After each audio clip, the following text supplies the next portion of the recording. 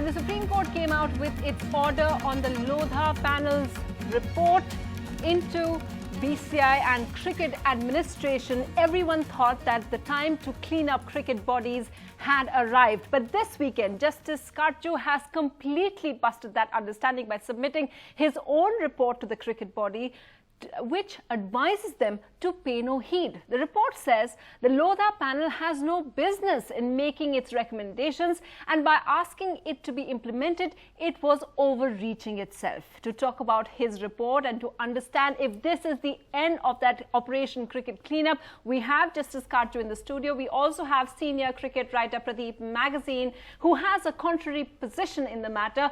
And as usual in Agenda, we have the young student audience who will be asking questions. But before that, there have been reactions coming in to what Justice Katju has been saying after he submitted his report. Rika Roy now joins us for that. Rika, what are you hearing? Well, despite BCCI's reluctance to implement the Lodha committee recommendations, it seems that the operation will now go ahead, because today the BCCI Secretary Ajay Shirke met the panel members, and the panel has given them a deadline of 15th of October to implement 15 steps. Now, the other thing that they have told the BCCI is to have the future contracts laid out in compliance with the Supreme Court order, which means that the television deal that they are going to strike for IPL in the next few days, remember, $4.5 billion television deal will be struck or thereabouts, and that has to comply with the Supreme Court order. The other thing that they have said is that the memorandum of associations will have to be rewritten according to the Supreme Court order. Again, remember, Justice Katju had said that the associations don't fall under the purview of this order, but that is not true. The BCCI has told the panel that they will submit a compliance report by the 25th of August, which means despite their reluctance, the clean cricket operation will go on. Rika Roy keeping us updated with the reactions coming in. Justice Katju, did you expect this kind of confrontation? See, I want to now make one thing very clear. Justice Thakur has totally misconducted himself. He totally lacks judicial discipline and self-restraint. You know, in our legal world, we have no doctrine of precedence, which means that judgments of larger benches are binding on benches with smaller strengths. This judgment of Justice Thakur with Justice Khalifullah was a two-judge bench.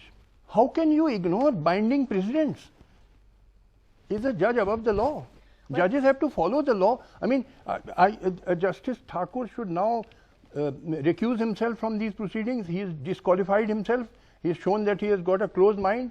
He is not amenable to any arguments. So he should not sit in the bench hearing the review petition. So these are really strong comments actually against the Chief Justice of India. Yes, Chief Justice of India is not God, by the way. Law is above Chief Justice of India also, for your information.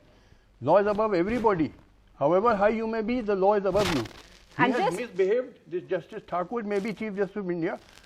He has misbehaved by not even considering rulings which were binding on him. This is what Mr. K.K. Venugopal, who is a very senior lawyer, I think about 80 years of age, this morning told me that he behaved in an atrocious manner. He was not prepared to hear anything. He was not prepared to see these rulings. Dozens of rulings were cited before. I have cited 40-50 rulings in my report. And everything has been ignored. Actually, Justice Katju, for our viewers who haven't read the report, in his 43 or 44-page report, and it's not just citings, he's also lashed out at the judiciary, his own tribe, at several places. If I can just point out some of the quotes that he uses, he says the Lodha committee has run amok with crusader zeal. He says that the Lodha committee went clearly overboard in its desire to seek popularity and play to the galleries like a knight in shining armor. Pradeep Magazine, in a way, many are saying, many people who are watching and looking out for what Justice Katju has been saying, he's been blogging about this. So his views perhaps were no surprise. Did you expect this from the committee, that he was part of his report? Did you expect this? Well, since Justice Katju is a legal luminary, he has presented his views. But I tend to see. I attended the hearings. I have no knowledge of hearings, yeah. the Lodha panel, the Justice Thakur's hearings as well. I can't comment on the judicial part of this. Sure. Obviously, what the board is seeking is to delay the implementation. As far as I can understand, the recourse left to them is to either file a review petition or go for a curative petition. Without doing that, they cannot, I think, ignore, because the Supreme Court judgment should be legally, as far as I am concerned, legally binding. And as far as a cricket lover, a cricket writer, I and most of us welcomed the whole judgment, because we have seen how the cricket body functions. B, 70-year age cap, 9-year tenures are not nothing new to sports bodies. Internationally, lot of, even IOC has these kind of practices. So I don't think the judiciary has, personally speaking, run amok, as Justice Katju has said. And what's interesting is that Justice Katju, in his report, you don't go into each of this. While you say that these are all where they have overreached themselves, you name and give those particular instances in their recommendations, but you don't actually go into all of them. And a lot of our students, actually, they've also gone through because, as you know, everybody has an opinion on cricket, because cricket is a sport that is like a religion in the country, so everybody has an opinion.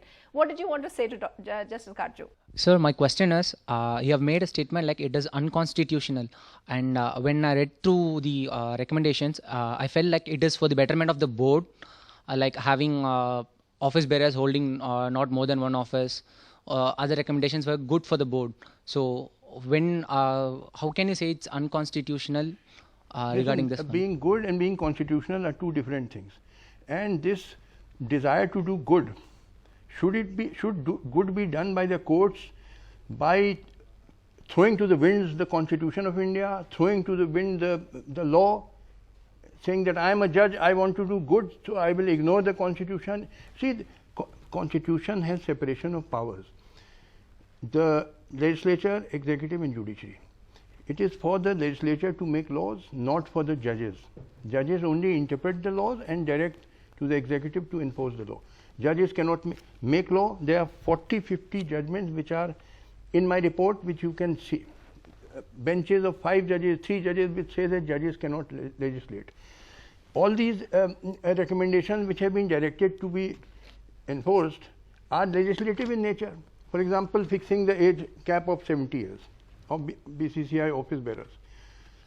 Then tomorrow the Supreme Court can say that in the media no journalist will work after the age of 60 years, or no journalist will work for more than 9 years. No, they can't do it. If there is a law, the judges can enforce it. But judges cannot make law and direct it to be enforced. Otherwise, there will be havoc. Just imagine, Justice Thakur has said recently in the case relating to All India Football Federation that we will give BCCI treatment to the Football Federation also. The same witch hunt will start there also. Then why not? So you're saying a dangerous precedent, according to you? Dangerous everywhere. In Bollywood, they will give BCCI treatment. They can give. In politics, in media also. I understand. But Justice Katju, a lot of people believe that the Supreme Court always steps in where we need help. So whether it's an environment thing, so they give us much needed. Yeah, Pradeep, you want to say? By breaking the law. Help can be given within the confines of the law, not by breaking the law. Here the Tamil Nadu Society Registration Act has provisions of how to change the rules of the society. Okay. Section 12. Section 36 of the Societies Registration Act of Tamil Nadu, under which the BCCI is registered, says that if there were complaints against any society, then the registrar of societies can investigate, and he can, if we find the complaint correct, he can even cancel the registration of society. Okay. So you have to go before that statutory body. The court cannot usurp the powers of a statutory body and say, no, we will exercise the power of that statutory body.